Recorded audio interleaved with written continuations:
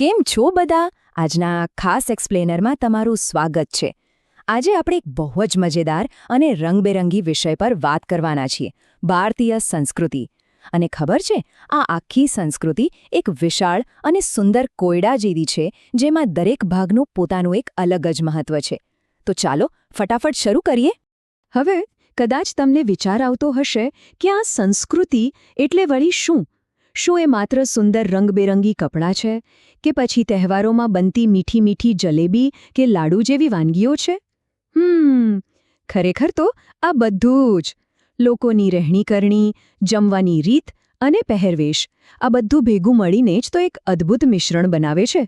બરાબર જુઓ, આપણી સંસ્કૃતિ ખરેખર એક વિશાળ રંગબેરંગી પઝલ જેવી છે. જૂના સમયની કલાઓ, હાથી જેવા પ્રાણીઓ અને સુંદર ભાત કેવી રીતે એકબીજા સાથે ગૂંથાયેલી છે.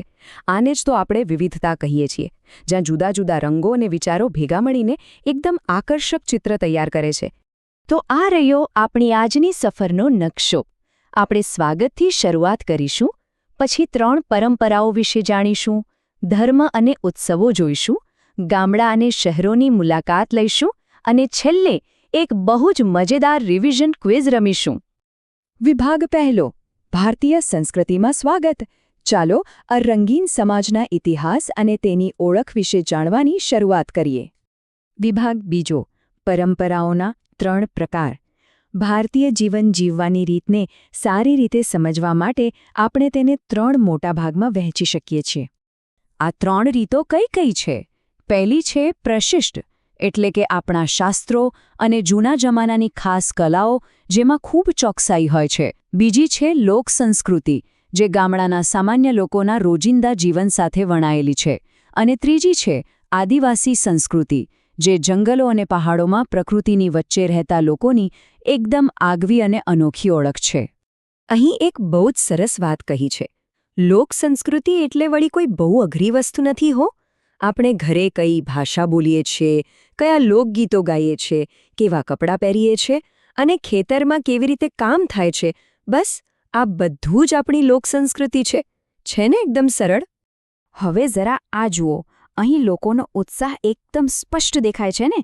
કેવી રીતે તેઓ સુંદર રંગબેરંગી ઘાઘરા અને કેડિયા પહેરીને ખુશીથી એકસાથે નૃત્ય કરી રહ્યા છે. આ જ તો સાચી લોક સંસ્કૃતિની ઓળખ છે, જ્યાં બધા હળીમળીને ખુશીઓ વહેંચે છે. હવે થોડી વાત જંગલોની આદિવાસી પરંપરાઓ વિશે પણ કરી લઈએ. અહીં કલાએ કોઈ શોખ નહીં, પણ તેમના જીવનનો બહુ જ મહત્વનો ભાગ છે. પ્રકૃતિ પ્રત્યેનો તેમનો પ્રેમ બતાવવા તેઓ માટીમાંથી સુંદર ઘોડા કે હાથી બનાવે છે અને તેને આદરપૂર્વક દેવને અર્પણ કરે છે. ખરેખર અદ્ભુત. વિભાગ ત્રીજો, ધર્મ અને મજેદાર ઉત્સવો. ચાલો હવે જુદી જુદી માન્યતાઓ અને તહેવારોના આ સુંદર મેઘધનુષ્યને થોડું નજીકથી નિહાળીએ.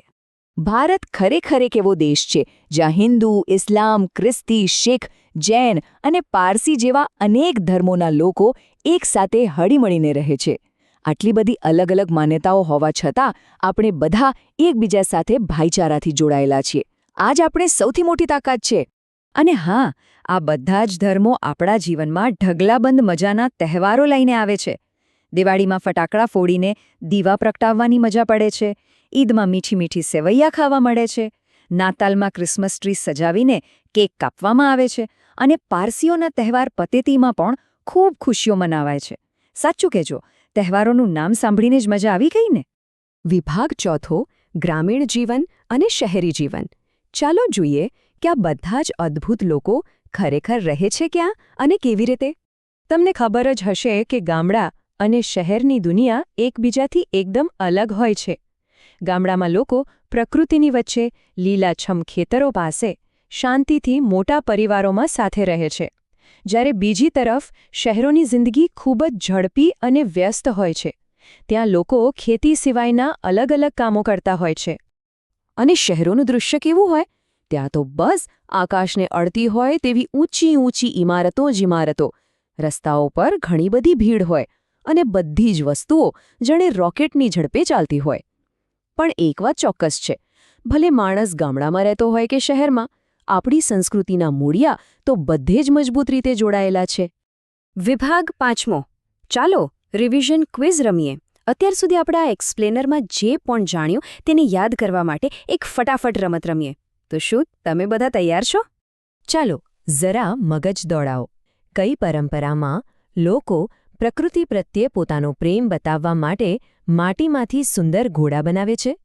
હમણાં જ આપણે વાત કરી હતી. અરે વાહ, એકદમ સાચો જવાબ. આદિવાસી સમુદાયો પોતાની સુંદર પરંપરા મુજબ માટીના ઘોડા બનાવીને દેવને અર્પણ કરે છે. હવે બીજો પ્રશ્ન. આપણે મેઘધનુષ્ય જેવી અલગ અલગ માન્યતાઓની વાત કરી હતી. તો કહો જોઈએ, ખ્રિસ્તી સમુદાય માટે સૌથી પવિત્ર ધર્મપુસ્તક કયું છે? બિલકુલ સચોટ. બાઇબલ એ ખ્રિસ્તી ધર્મનું પવિત્ર પુસ્તક છે. ખૂબ સરસ. અને આજનો છેલ્લો પ્રશ્ન. લોકો ક્યાં મોટા ભાગે ખેતી કરે છે અને ક્યાં આપણને આકાશને અડતી મોટી મોટી ઊંચી ઇમારતો જોવા મળે છે? એકદમ પરફેક્ટ. ગામડાઓ ખેતી અને હરિયાળી માટે જાણીતા છે, જ્યારે શહેરો તેમની ઊંચી ઇમારતો અને ભીડભાડ માટે ઓળખાય છે. તો આજના રોમાંચક પ્રવાસના અંતે એક વાત હંમેશા યાદ રાખજો કે આપણે રોજ જે જમીએ છીએ, જે પણ કપડાં પહેરીએ છીએ અને જે ઉત્સવો મનાવીએ છીએ, તે બધું જ આપણી આ વિશાળ અને સુંદર સંસ્કૃતિનો એક અગત્યનો ભાગ છે. વિચારો, જો આમાંથી એક પણ કટકો ઓછો થાય તો શું આ કોયડો પૂરો થઈ શકે ખરો? આ સવાલ સાથે હું તમને વિચારતા મૂકી જાઉં છું. આ સફરમાં જોડાવા બદલ આપ સૌનો ખૂબ ખૂબ આભાર.